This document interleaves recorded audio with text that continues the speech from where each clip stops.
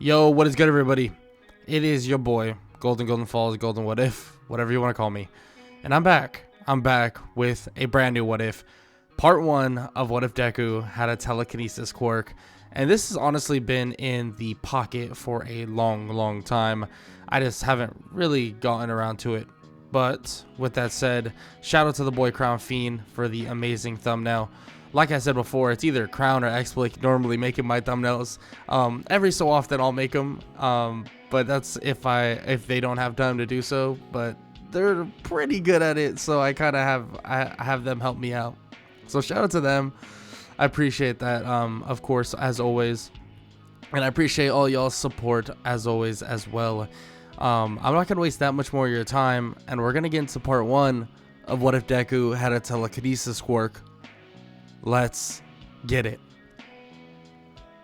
Yeah, sometimes my brain feels like it's getting pulled apart.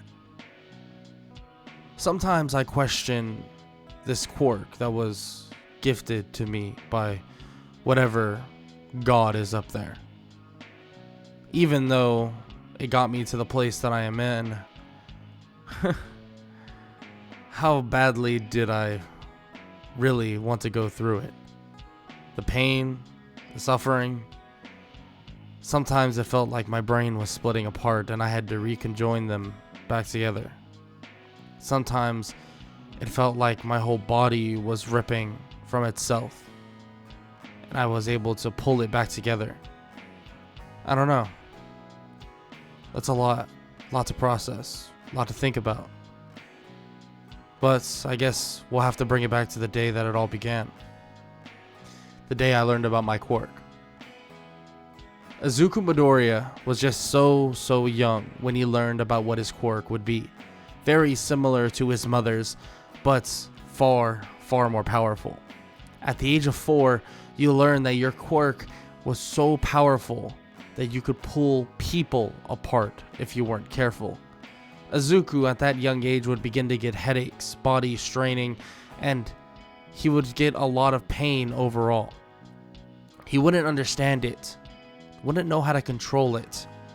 And frankly, there was a lot of times that he would have to keep his mind and just attitude at ease at all times.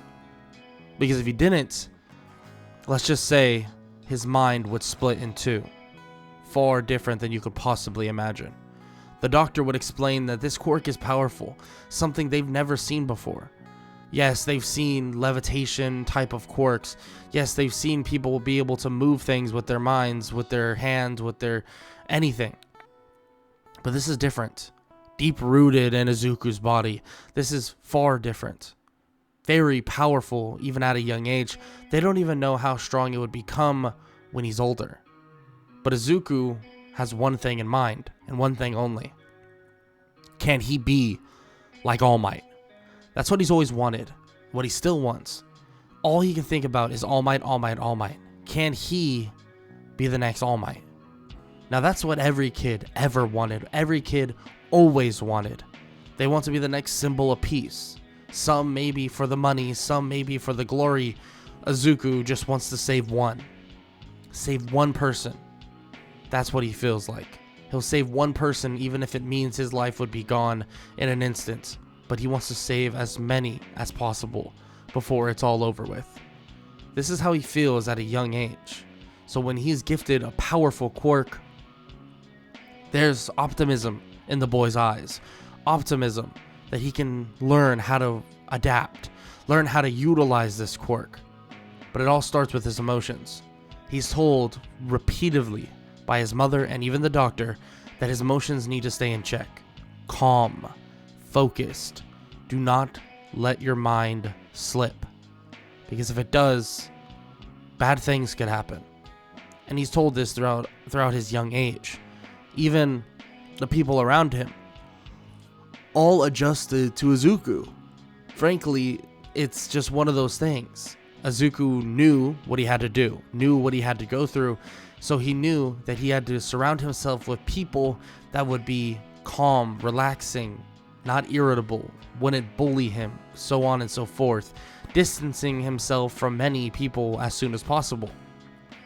He would even grow a bond to just listening to music. Put in the earphones, drown out the noise. He wouldn't want to hear a single thing. Every time he would get off of school though, he would begin training, working with his quirk, moving stuff around the house for his mother. Big items, small items, large items, whatever you can think of. Move them around, work with his quirk, figure out how to stay calm, relaxing, be relaxed. That's what would lead Izuku into something else when he's a little bit older.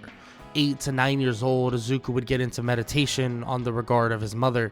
His mother would then get him into some sort of martial arts classes. These martial arts classes would allow him to hone skills that he wants to learn, but at the same time teach him discipline, teach him a way of thinking that would keep him calm, ready, and not overwhelmed. This was good. Fantastic. This allowed Izuku to truly keep himself under wraps, under check. But one day, that check would go away. It seemed as if everything during that day was just overwhelming Izuku. At the age of 12 or 13 years old, Izuku would feel this rush of just anger, sadness, but at the same time frustration. And this is just growing up. This is just normal things as a kid, as a teenager. Some feelings that you won't be able to endure at all. Eventually, those earbuds would come off. That music that would drown out the surroundings around him would come off. Those nice people around him were there. But the people that he was trying to drown out are there as well. And it all starts with Katsuki Bakugo. Katsuki Bakugo would begin talking to Izuku, saying foul things, telling him that he'll never be a good hero if he can't even, take off his earbuds and hear a little bit of chatter. He can't ever be a hero if he can't take a brutal joke. What is he going to do when villains start killing people around him? What is he going to do when he has to actually save people? What happens when he can't save people? Useless. Worthless. That's what he is. Bakugo would continue to berate Izuku over and over and over again. Izuku would begin to break down. That feeling of his brain splitting, his body crumbling, retracting from itself, and him forcing himself to hold it all together is the feeling that he's beginning to get. Eyes begin to flicker as if they're tearing apart itself, but he's able to hold himself composed. He remembers what he learned in all martial arts classes he's heard. Calmness. He needs to be calm. Because when you're calm under pressure, you truly know what's coming next. You'll see everything. You will see everything that comes. Just as Bakugo is about to say more and more things, Izuku then mocks Bakugo. But not in the way you would think. He would say the exact same thing Bakugo proceeds to say at the same time he does. Everybody would be shocked to even see this, as if Izuku knew exactly what was going to come out of Bakugo's mouth before it even came out. But here's the thing. Izuku may know what's going to come out of his mouth, but the feelings and the anger are still building. And Bakugo would set off Izuku when he would slam his hand right on Izuku's shoulder using one of his explosions. The pain itself and the words coming out of the mouth of Bakugo would make Izuku lose focus. He wouldn't be able to pull his self back together. His emotions, his body, his brain. It seemed as if in a moment's notice, it snapped. Activating his quirk as he clenches his fist, it shatters Bakugo's hands, breaking multiple bones in both of Bakugo's hands, 2 knuckles on each hand as well, and Bakugo screams in pain. The scream is bone-chilling, as if everybody in the entirety of Japan can hear it. Everybody around is shocked. What just happened? They look at Bakugo's hands, and they look limp, slightly red, contorted, bleeding. Everybody's shocked. Everybody's terrified. But Izuku, once again, would let go of his hand, as if his body shells up once again, as if he becomes calm once again. Bakugo's hands seemingly recontort back to where it is, or where it's supposed to be, and it actually only leaves a couple fractures. Terrifying that power is. Terrifying what that quirk can truly do. Bakugo just watched it firsthand. Literally. Bakugo would get, obviously, sent to the nurses, get some help, doctor, whatever. Izuku would get into some trouble. But just like Bakugo, Izuku is one of the best students. And just like Bakugo, they need him to be in this school for credibility purposes. A quirk like his, frankly, is good publicity. There's no reason to get rid of him. So yes, in a way, Izuku does get some favoritism, but his mother is not so happy about it. No, she's not going to hurt Izuku and do some stupid stuff, but she would tell Izuku that this is not the way to go about things. She understands that he's angry, understands what he goes through, because she's here all along the way. Yes, she may not feel the pain that he does, but she promises that she's here to help. But he cannot go about this the wrong way. Cannot just unleash his anger in that said way. Izuku hears her. Of course, he wants to be a good son, and he knows that he did wrong, and he knows that he'll make it up eventually. He knows he'll fix it. Izuku tells her that he'll continue and do more classes and so on to get himself under wraps, more or less getting himself to a better mind state. Hopefully he can continue doing martial arts in the fact of, well, making himself actually more controlled. His emotions, keep them under control always. But as this conversation is happening, a knock at the door would be heard. They would open it, and it would be Bakugo's parents. And Izuku would feel really bad. And honestly, he would feel that they're going to say something, get him in trouble, say that he can't ever go to school. Again, he has to be homeschooled or move schools, but it's actually quite the opposite. Frankly, he does apologize. That's just who Izuku is and who he still is. But obviously, the parents of Bakugo understand not only his own predicament, but also the fact that Bakugo is not the nicest kid. They know he gets it from his mother, that rowdiness, and on top of that rudeness, and, well, you know, all those qualities that we all love about Bakugo. And frankly, they understand it.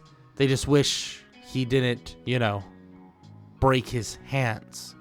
They do give the news that it was actually just a couple stress fractures and a couple fractures here and there, and this would surprise Izuku. He didn't really think whatever he did would work, as if he was able to put his hand back together. Something that was completely obliterated, shattered, he was able to put it back together. That just makes him question how powerful he truly is, but that's a conversation for another day and a thought for another day as well. Again, he would apologize. He would ask if Bakugo's truly okay and if he's feeling or any better now. And they say that he is, of course. I mean, it's going to take some time, but he'll heal up and he'll be just fine. Izuku's happy to hear this, at least. Not in the worst mood anymore, and he wants to keep his mind under wraps, so he didn't want to have any worries, at least in its totality. Luckily, he won't have to. Izuku has some reassurance from Bakugo's parents and some reassurance from the situation of Bakugo being relatively okay. But with that said, Izuku needs to go on with his life, continue with his training, and continue getting better. During these martial arts classes, Izuku would actually build himself up. He would begin to utilize his quirk, or try to utilize his quirk in small ways to actually open up people.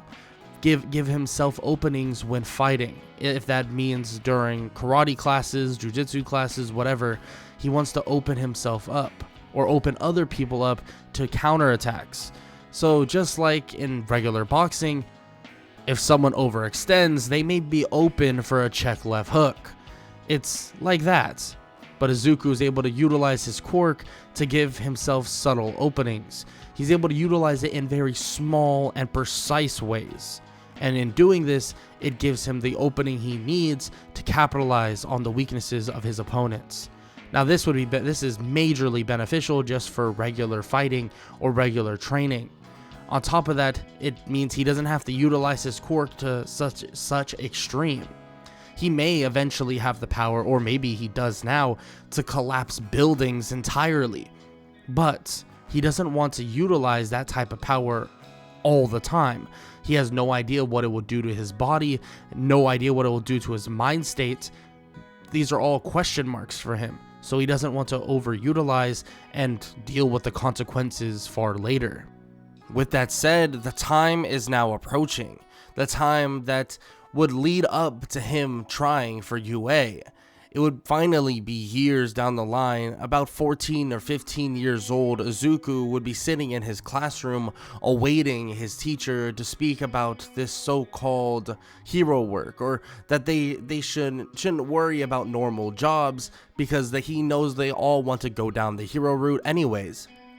Izuku just continues to listen quietly and relaxed as the teacher explains that both Bakugo and Izuku himself are trying for UA. Bakugo would look over toward Izuku with a bit of a scowl, but he wouldn't say a word. He knew the consequences to those actions years ago, so he doesn't want to do anything that would make him jump. But even Izuku himself doesn't, or feels kind of bad in a way. He doesn't want to make Bakugo feel, well, scared of him or actually have any resentment of him. It happens. His quirk was just out of hand and he couldn't control it properly. So when his emotions flared, that's what happened. But still, he can't really afford to really think that deep into his past and think that much into that emotional side of things, because he wants to keep himself on a level head as much as possible, at least so that incident doesn't happen again, obviously. But with that said, Izuku would listen to the teacher as he speaks more and more about what they're going to do, and eventually leads to them, well, ending the day. The day would be over and UA would be in his sights, and so would it be in Bakugo's as well. Bakugo would walk by Izuku and tell him that he's not going to pass him up. He'll make sure to be better than everybody here, including Izuku, and that he's going to be the #1 student at UA. He doesn't care if Izuku can get into UA because he'll be #1. Bakugo leaves without saying another word, but it's as if there's some sort of fear/respect in Bakugo's voice. He knows how strong Izuku is, so he knows he'll get into UA. But at the same time, he needs to push himself to be stronger than what Izuku is. He needs to be stronger than Izuku. Maybe this will help Bakugo in the long run, but this also fuels Izuku to get stronger himself, to make sure that he's prepared and ready for whatever's to come. He begins to head home. Izuku continues writing in his journal, and as he writes in his journal, he begins to head under a bridge. Normally he doesn't go this way. Normally he goes the shorter distance home, but he decides he wants to fill out some more things, some new techniques he could use, some new training regimen he could go about in his new martial arts classes. But as he writes down, he hears the quaking underneath him, as if his brain itself is telling him that there's something behind him. No, below him. No, now it's traveling faster and faster. Now it's right under him. It bursts out from beneath the ground through a manhole cover, and it's a giant sludge-like creature. Izuku looks at it in complete shock, but he begins to think that this is gotta be some sort of mind trick. What kind of monster and what kind of thing is that? The sludge villain would begin to speak, and the idea of it being a mind trick would slip out of Izuku's mind completely. It shows his teeth, and he begins to speak, saying that he needs Izuku's body. Now, he would charge toward Izuku, and out of a split second, Izuku would feel this rush come over his body, and immediately his hand would move right in front of him, as the sludge villain would slam into this wall. Well, a wall that wasn't even there. Izuku's eyes would flare up, and the sludge villain wouldn't even be able to get past this invisible barrier, this invisible wall that's holding him entirely still. He keeps slamming more and more, saying that he's coming, he needs to get out of here. He didn't know that he was here, And just as he says these things, All Might would come blasting out of the manhole cover, the same one that the sludge villain came out of, and with one Detroit smash, that invisible wall would shatter as well, but Izuku would get out of the way just in time as the sludge villain would obliterate into pieces. Izuku would look at All Might and be completely shocked, would be excited though at the same time, would immediately introduce himself, would immediately ask All Might a bunch of questions, and this is the first time Izuku was able to show such happy emotions without letting his telekinesis slip. Luckily enough, he doesn't really have that much issues with that regard in terms of when he's really happy letting his telekinesis go haywire, but sometimes it does happen where he'll throw a couch across the room on accident because he's got excited about something. But luckily, All Might is happy to greet one of his biggest fans and happy to speak with him for a little bit, but eventually All Might would be forced to jump off, telling him that he has to leave right now. Of course, we know the reason for this, but Izuku does not. Izuku would watch as All Might would jump off, but he would be happy enough that he got a bit of an autograph and was able to help All Might actually defeat this villain, at least to a certain extent. With that said though, Izuku would head off home, finally getting home and just being completely excited and ecstatic about what occurred, even though he got attacked by a villain. But with that rush of dopamine over, he has to focus, he has to lock in, because the next 10 months are going to be him training for UA, getting ready and being prepared. So that's exactly what he begins to do. Over the next 10 months, he continues to push his quirk, train, and learn more and more about what he needs to do to utilize his said quirk, trying to figure out everything he possibly can, trying to stabilize his emotions with martial arts, and also learning more techniques in martial arts as well. Izuku would continue learning more and more and more as he continues to train throughout this time.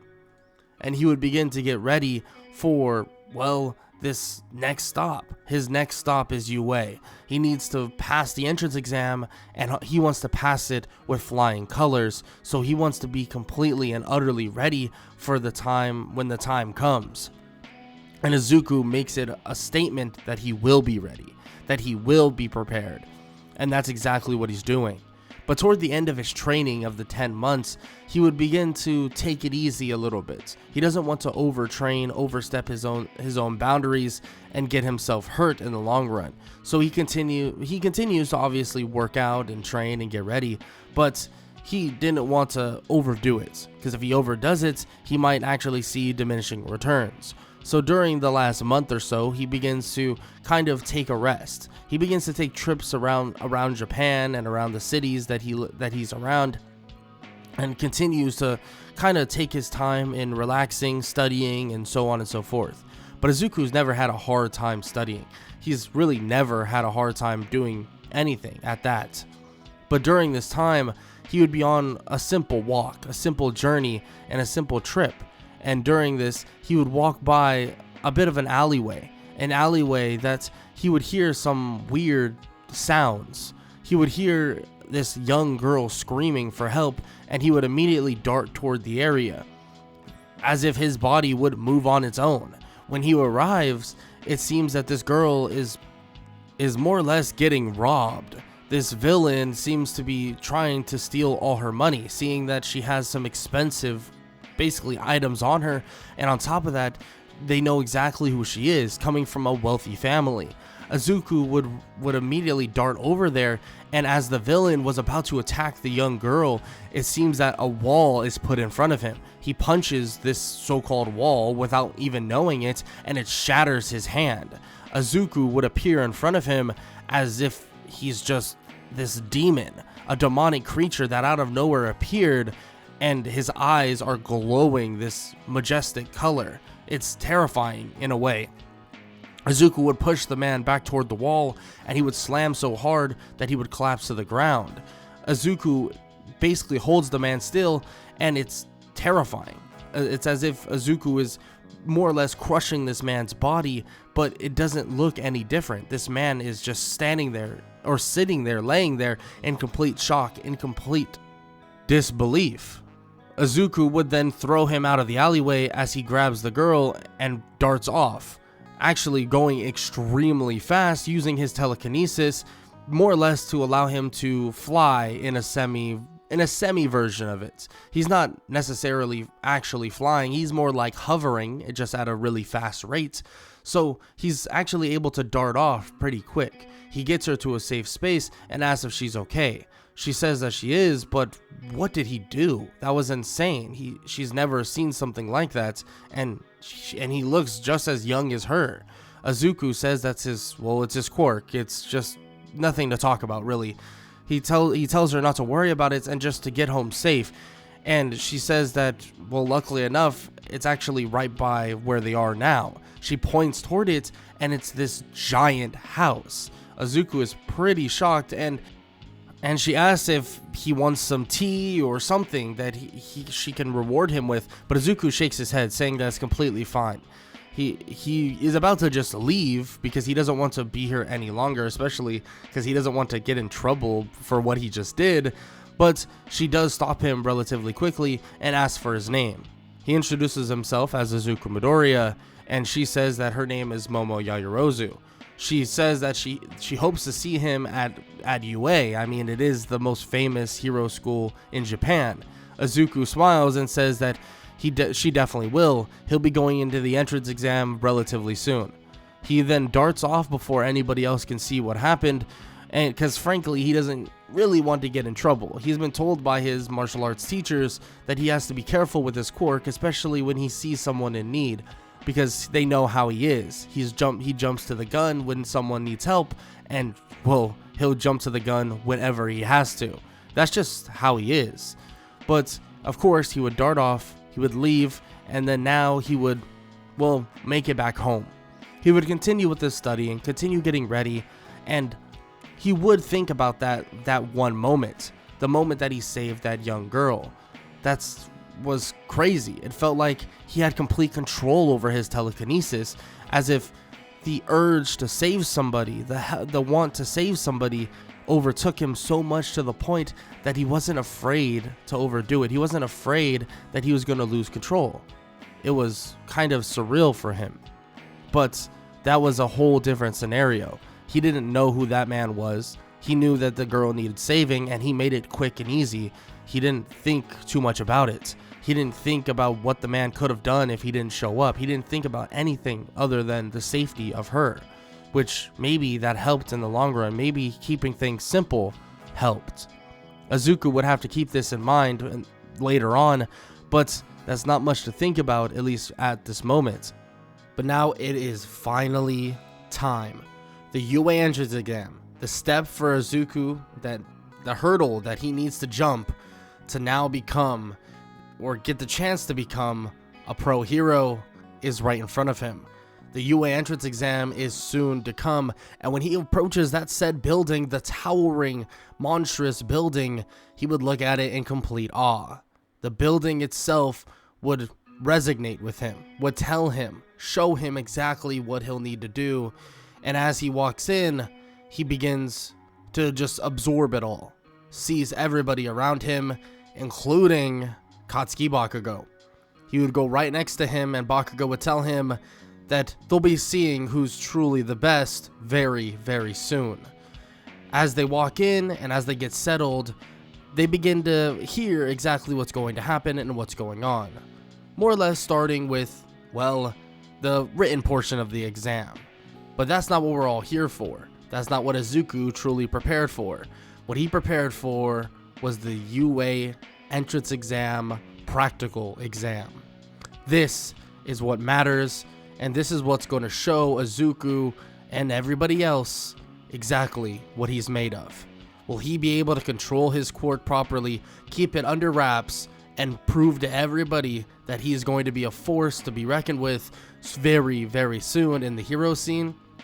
Or will he let those emotions overtake him in the UA entrance exam, and he'll fall short where other heroes did not? Well, you'll have to find out in part 2 of What If Deku, had a telekinesis quirk. And if you enjoyed, make sure to show some love by leaving a like, leaving a sub, leaving a comment down below, all that good stuff. Yeah, it was a little shorter. I just kind of decided, oh, I want to go to the entrance exam. Next part will actually probably be a little bit longer in terms of how much we talk about and how much we get done. But with that said, I just wanted to set some things up. And shout out again to the boy Crown Fiend for the amazing thumbnail. This is actually a really dope thumbnail. I keep looking at it while I'm recording this. And I hope y'all enjoyed the video, and I hope all y'all have an amazing day. Later.